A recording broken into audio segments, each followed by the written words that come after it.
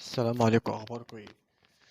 عايز اقول لكم موضوع المحتوى ده بيبقى في ناس كده ممكن تتعب في المحتوى شوية، تتعب بالساعة بالساعتين عشان تقدر تطلع المحتوى بنتيجة كويسة اوي. زي ما انا ما بحاول اعمل محتوى كده ببقى اعمل فيه ريكورد علشان اقدر اسجل اغنية.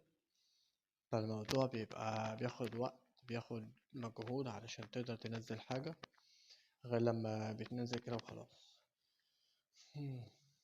فانا دخلت لي في فتره طويله كده عمال بسجل اغنيه بصوتي بس من غير ما يبقى فيه فيديو، علشان اقدر انزلها عن طريق حاجه MP3. وده كان بياخد معايا وقت طويل علشان اقدر اظبط الاغنيه واظبط الصوت على صوتي من غير اي مزيكا، من غير اي حاجه خالص.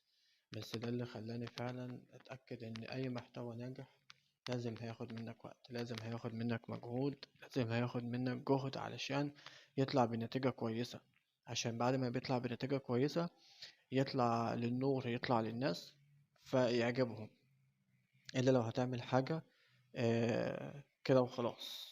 فطبعا أي حاجة كده وخلاص من غير تعب ومن غير مجهود ممكن ما تجيبش نتيجة.